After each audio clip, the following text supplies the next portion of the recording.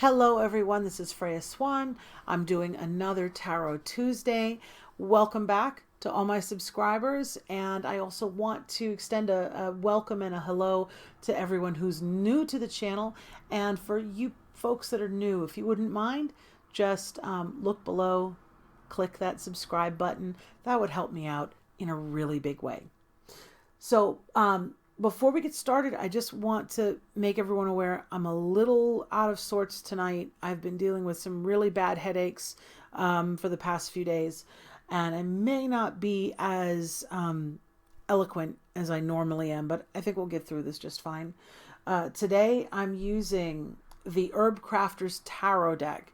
This is not to be confused with the Magickal Herb Oracle deck that I used on Thursday for Oracle Thursday. This is a tarot deck, and it's quickly becoming my favorite tarot deck to use. I am an herbalist, and so I'm really kind of vibing with this deck really well. Okay, so for anyone who hasn't seen this before, usually what I do in the mornings, I will post to my other social media accounts, Facebook, Instagram, Twitter, and MeWe, put up a picture of the cards with choices A, B, or C, ask everyone to pick one, and then I do the reveal later by video. It's just easier for me to do the readings that way. So if you didn't see any of that earlier, here's your chance. You can select a card, which just take a few breaths, get nice and calm. Select a card that you feel drawn to, and we're going to do the reveal. All right, so here's what has come up. For card A, we have Ten of Fire, which in a standard traditional deck would be the Ten of Wands, and is associated with the plant comfrey. For card B, we have the Eight of Water, which would be the Eight of Cups in a standard deck, and it's associated with the herb valerian. And finally, card C, the Tower, and in this deck it's associated with mushrooms. So let's dive into this here. Let me get settled and get ready. All right. So, comfrey. This is Symphytum officinale.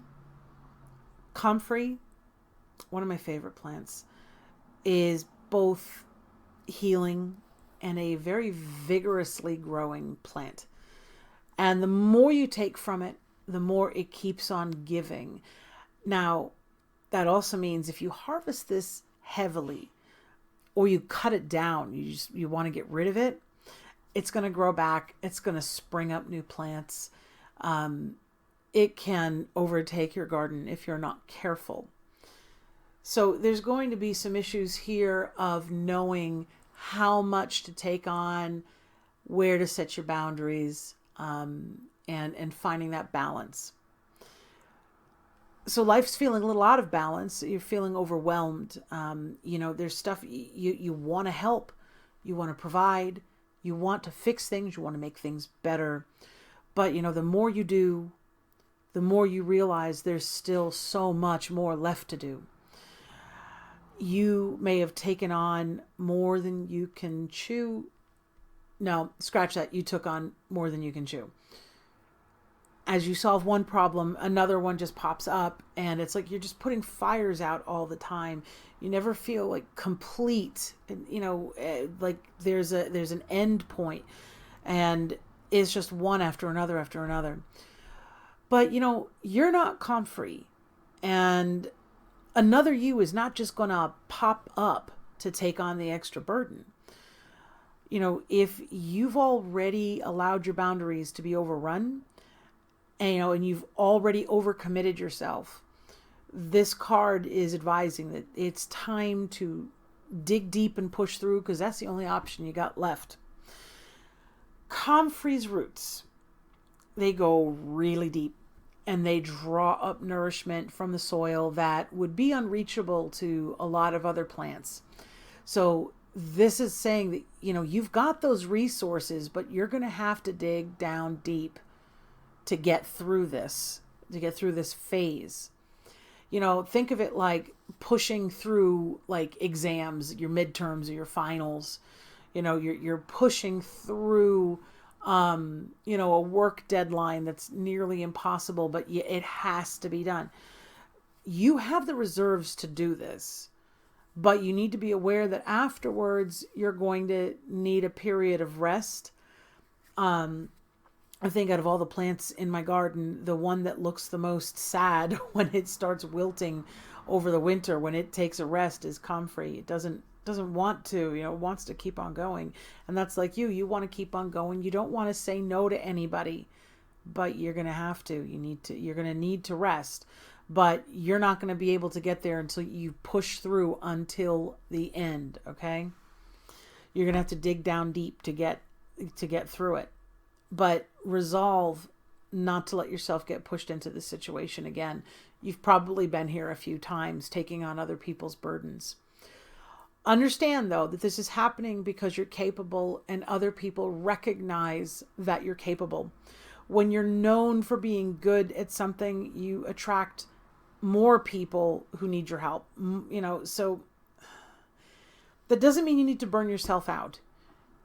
It is, however, time to be strict with your boundaries and manage your resources, or you're going to be overburdened again and again and again. So in this case, the overall message is you're going to have to dig deep, push through, get to the end.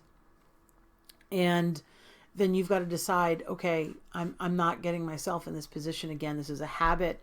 I do this all the time.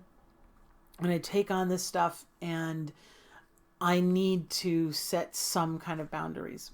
All right. Now for card B. 8 of water, or the 8 of cups. And here we're looking at valerian, or it's Valeriana officinalis. Now, a lot of people are familiar with valerian and valerian root. It's a very commonly used herb. It's a calming nervine, so it's a sedative herb. And it calms and induces sleep for most people. There is a small percentage of the population, I can't recall if it's 5 or 10%, I'd have to look it up at this point, but there's a small percentage of people that valerian will have the opposite effect on. But for most people, it's calming and it will help you get to sleep. And if you look at some of the other traditional uses for valerian, and you look at the imagery in the card with the moon and the water, we're looking at issues of sleep and dreaming and intuition, but also self-acceptance and releasing tension and anxiety. I know someone who uses valerian for restless leg syndrome, and definitely it helps calm those nerves. It can be very helpful in that regard, but also nerves, like when you're anxious and stressed. So here, valerian is saying you need to stop and relax and let the tension go. And where this contrasts, like unlike card A with comfrey, where comfrey was advising to dig deep and push through and then reassert your boundaries, you're drawn to this card for a different message. Valerian indicates, nope, time to pull back. There's no digging deep here. You're pulling back. You need recuperative sleep. You need rest, deep sleep. You need to focus your attention inward for the time being. And this may not be what you want. You may not want to step back. I think a lot of people getting this message are going to be the types that really do not want to step back. And that might be very unpleasant to deal with, of having to sort of watch things take place from further away. But, valerian can be kind of unpleasant to smell. So, if you have never smelled valerian root, kind of smells like old gym socks. But the taste is fine. It just kind of has an off-putting smell. It's not pleasant. And backing away from whatever you have been involved in, that may be a little unpleasant too. But you got to understand that the answers that you need aren't going to be found outside of yourself, and no amount of doing for others are going to solve your problems. So rest on things. It's going to look differently in the morning. Okay. All right. Now, the Tower for card C, the Tower, mushrooms. Mushrooms, I gotta say this, they're amazing medicine. If you can study mycology at all, do so. It's just mind-blowing stuff. Mushrooms are pivotal in the words forest ecosystem. They're pivotal in a forest ecosystem, and they help break down material and build soil health. So if you've ever come across an old fallen log in the woods, that when you go to step on it or you push on it, it just kind of breaks away. It turns to sawdust inside, sort of soft, and just kind of falls apart. That's what's going on in this card. That which is not stable, that which is not true, will fall. And, this card usually translates to some form of upheaval in our own lives, and, the Tower indicates you're going to have, things are going to be turned on its head. You're going to come out with a completely new way of seeing things. So you can either participate in this process or you can fight it. That's up to you. But it's going to happen regardless. So I'd suggest you sort of participate in the process. You might have some painful moments, but, you'll be on to a better life faster. So this is one of those moments in life where you can cling to old and outdated beliefs that don't serve you, or you can embrace radical changes in how you see the world around you and how you interact with it. If you don't have a solid foundation, your house is going to fall. And there's some area of your life that is not built on a solid foundation. So when you've built your house, so to speak, on a shaky foundation or a weak foundation, that's, just about to turn to sawdust. There's nothing you can do about that. You certainly don't want to be like adding on, let's say, putting on a new roof on a house that's going to collapse from underneath. It's got to come down before it can be rebuilt. And